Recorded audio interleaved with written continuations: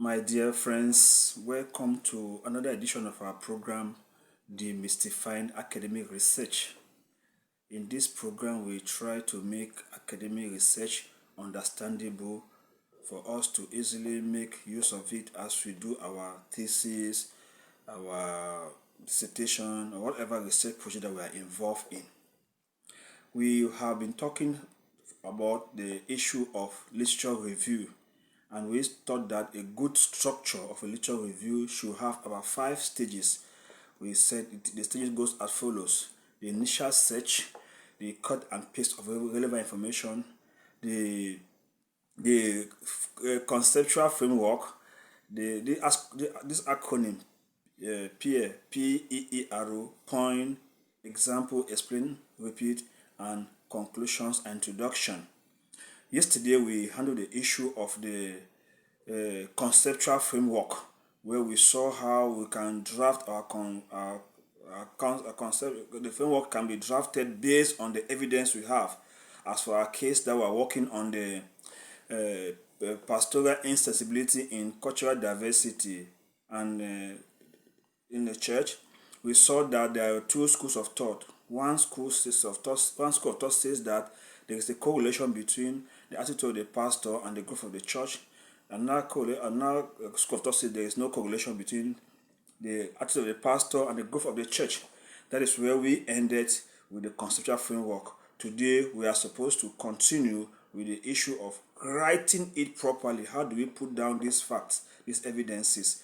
And it is what we call the point, example, explain, and repeat. My name is Mike Booker, and I encourage all of us who are here for this program to, those who are not yet subscribed, please subscribe and put on the notification button so that each time we drop a new video, you will be notified. Equally, like, share, and make your comment known at the comment section so that we can always work and see how we can answer and give responses to your questions as fast as possible.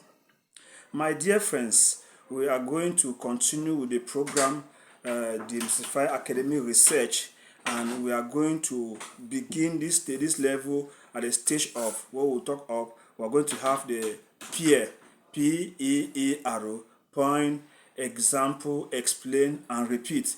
This is actually the anatomy of the paragraph.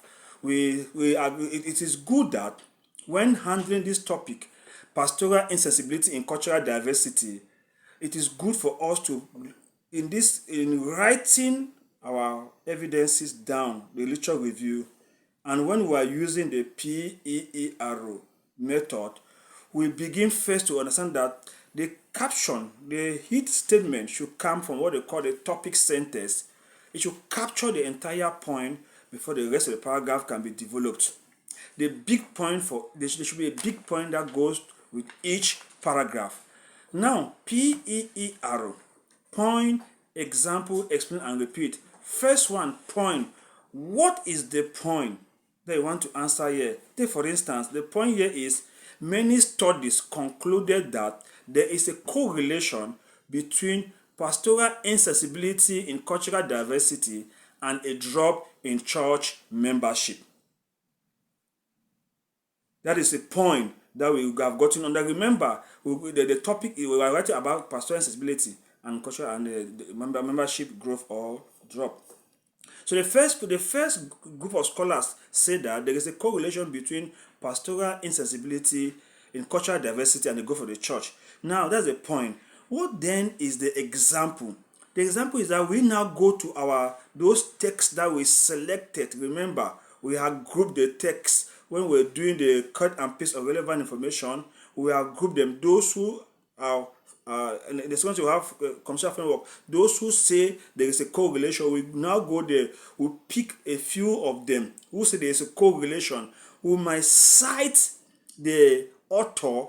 We might give a certain discussion that the author was talking about, or maybe a quotation from that particular author or those authors as part of our evidence to what we just said, that many studies concluded that there is a correlation. We will need the evidence. That evidence that will give an example. For instance, you might say an author can be like, Emmanuel Masok found that, Michael Bame found that, Benno van der Toren discovered that. Bengu Nyaung discovered that. These may be hypothetical cases of authors who had the same findings, that there is a correlation between pastoral insensibility in cultural diversity and the growth of the church. It continues the same way, and now the first part you have given the example, you are trying to give evidence. Now the next one is now for you to explain. You have to explain why they came to this conclusion of the correlation.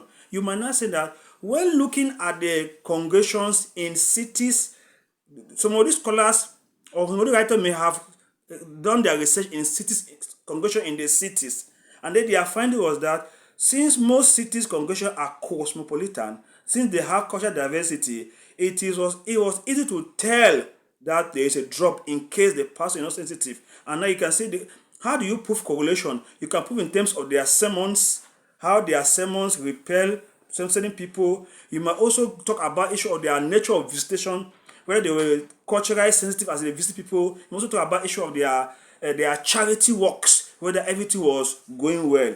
And now you can see that in city congregations, this is very evident. That is you have explained very well. And then the last part is repeat.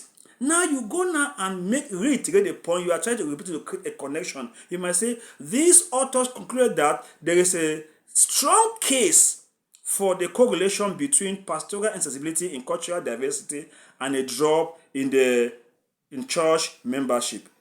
You are repeating the point now to give an idea of what you just explained. The same thing applies when you go to the other part that says that which is evidence that there is no correlation between pastoral insensibility in cultural diversity and the growth of the church. You do the same thing. You look at the point, you look at an example evidence, you look at also and you explain and you also repeat the point.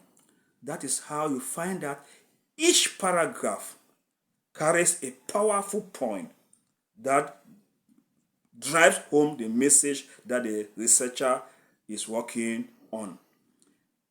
If you do this throughout and you develop your work very well, you have actually succeeded in the point, example, explain, and repeat. Then we are now set to take the last stage of literature review writing, which is conclusions and introductions.